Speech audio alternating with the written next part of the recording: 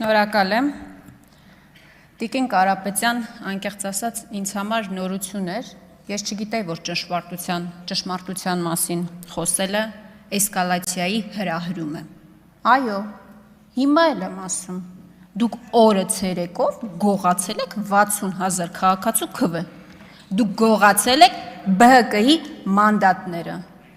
Դուք մեջբերումներ էիք անում, կարծեմ օրենքից։ Պարոն Վարդևանյանը Սահմանադրական դատարանում բազմաթիվ փաստեր է ներկայացրել։ Օրենքը պահանջում էր վերաքվեարկություն։ Վերաքվեարկություն չի իրականացվել։ Վահագն Հովակիմյանը, որը եղել է Նիկոլ Փաշինյանի աշխատողը հայկական ժամանակում, իդեպ ըստ օդում կախված լուրերի 3-4 անգամ անտաղանդ աշխատանքի համար Նիկոլ Փաշինյանի կողմից հեռացվել է, հետո հետ է վերադարձվել։ Հետո էլ ձեր շարքերում նստած եղել է ԿՊԱ-ական падգամավոր, հիմա ԿՀ-ում անում է ինչ դուք եք ուզում։ Դրա մեջ ի՞նչն է էսկալացիայի հրահրում։ Դա ճշմարտությունն է։ Դուք ասում եք, որ այ դուք էլ չեք կիսում Գագիկ Ծառուկյանի քաղաքական հայացքները։ Հա, չեմ կիսում։ Բայց մեր եւ ձեր տարբերությունը դա է։ Մեր եւ ձեր տարբերությունը դա է, որ մեր համար նորմալ է, որ այլ մարդիկ այլ քաղաքական հայացքներ կարան ունենան։ Ձեզ համար անընդունելի է, եւ ձեր իշխանությունը ամեն ինչ անում է իր ընդդիմախոսներին ճնշելու համար։ Կարող է ավելի սիրուն է անում, ավելի լավ փաթեթավորում է,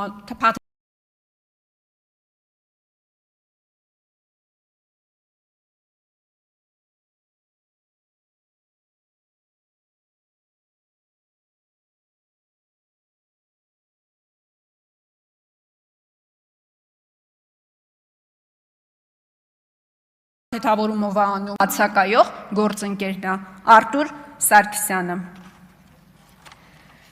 Հիմա բարեկրթության մասին էինք պարոն Ռուբինյան այստեղ խոսում,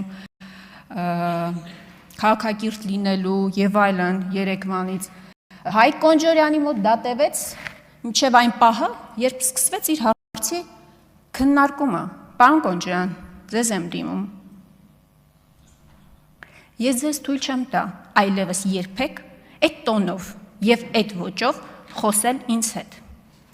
Ես ձեզ չեմ վիրավորել, ես ձեր կնոջը բացարձակապես չեմ վիրավորել, ձեր կնոջ դեմ ոչինչ չունեմ, չեմ ճանաչում, որևէ գնահատական տալ չեմ կարող։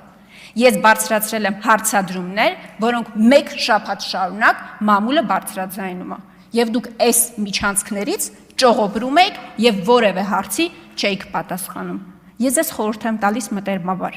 Փոխեք ձեր տոնը, հատկապես եթե այստեղ եք նստելու։ Փոխեք ձեր ոճը, դա ձեզ ոչ մի լավ տեղ չի հասցնելու։ Ինչ է նշանակում։ Բա դուք որտեղից եք եկել հասել այդտեղ։ Այնտեղից որտեղից որ դուք եք եկել։ Լրագրողական հանրությունից։ Երբ որ ես կենթանի մարդկանց հետ հարցազրույցներ էի անում, դուք լրագիրում երևակայական հարցազրույցների շարք էիք հրապարակում, իդեպ շատ հավանում էի եւ կարդում էի։ Պարոն Կոնջորյան, նորից եմ ասում, ձեր պերճախոսությունը ուղղեք ձեր քաղաքական հայացքները պաշտպանելուն եւ ոչ երբեք այս շարքում նստած ընդդիմախոսներին վիրավորելուն։ Ինչ ենք ասում մենք։ Ասում ենք հայ փոստը 100%-ով պետական սեփականություն է։ Ես պետ բյուջե բառը չեմ օգտագործել, որից դուք այդքան ոգևորվեցիք։ Հարց տվեցին ձեզ, պարզվեց, որ 0 դիվիդենդ է ստացել պետությունը, երբ որ Էռնեկյանից վերցվել է։ Հաջորդ ինֆորմացիան, որ հրապարակվեց այստեղ 523 միլիոն դրամի վնաս է կրել 2025 թվականին։ Պարզ հարց է տալիս մեր գործընկերը։ Ասում է, եթե պետությանն է, ով է այդ վնասը, ոնց է այդ վնասը փակվում։ Շատ լավ աշխատավարձերը մատուցած ծառայությունների դիմաց ստացած շահույթից է վճարվում, չէ՞։ Բայց նաև վնաս է կրել 523 միլիոն դրամի։ Պետ բյուջեից է վարկանորներ գրավել, Պարզ հարց են ձեզ տալիս։ 2024 թվականին 1.3 միլիարդի վնաս եղել է 1.3 միլիարդ դրամ, երբ ձեր տիկինը նշանակվել է HiPost-ի տնօրեն։ Ինչ է ասում պարոն Կոնջորյանը։ Ասում է նորմալ է, որ $10,000 աշխատավարձ է ստանում HiPost-ի տնօրենը։ Ասում է դե դուք ոչինչ որ պատգամավոր եք, բայց մի հատ օգնական չունեք ձեր եղածները այդ չի։ Պարոն Կոնջյան, այո, HiPost-ը 3500 աշխատակից ունի։ 1200-ը դրանցից փոստատարներ են։ Գիտեք որքան աշխատավարձ են ստանում։ 80,000 դրամ։ HiPost-ի տնօրենը,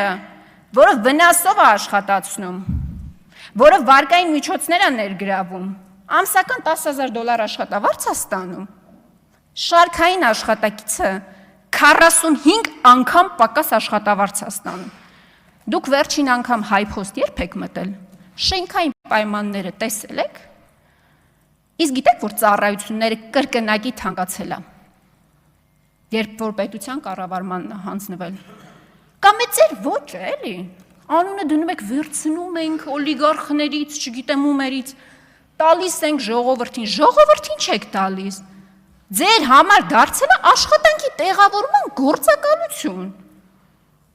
դուք մասնավորից վերցնում եք ԽԾԲ-ով, իդեպ պարզվում է էդ էլ տենց տարօրինակ կենթանի չի, շատ շոշափելի մի հատ բան է, պոզով պոչով ինչպես կասեր Նիկոլ Փաշինյանը, դուք վերցնում եք, հանձնվում է իբր պետության կառավարմանը, կառավարիչ եք նշանակում, նրան ում ուզում եք, հեծը Ռոմանոս Պետրոսյան, Արարատ ցեմենտ, կառավարիչ է նշանակված, Ծառուկյանից Արարատ ցեմենտը վերցրել են, Դավիթ Գևորգյանին գործի են տեղավորել, ժողովուրդ ջան, ՔՊ-ական Դավիթ Գևորգյանին գործի են դասավորել, մարդը Արագածոտնի, եթե չեմ սխալվում, նախկին մարզպետն էր, վարչապետ ինչ, Կոնյակի գործարանը, կառավարության գործերի կառավարիչն է ինչ-որ, հիմա կառավարելու ժողովուրդ ջան, շնորհավորում ենք ձեզ, դուք աշխատանք ունեք,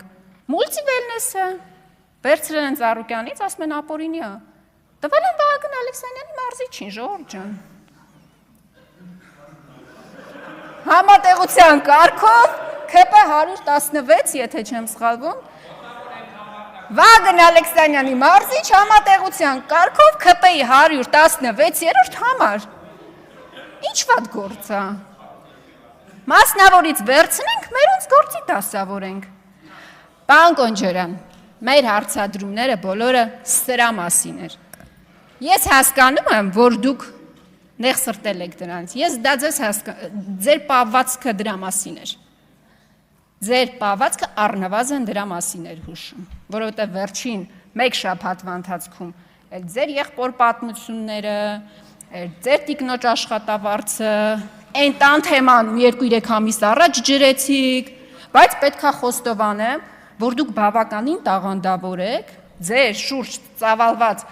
բոլոր սկանդալները ձեր պերճախոսությամբ ջրելու, պետք է դա խոստովանեմ, ինչ խոսք։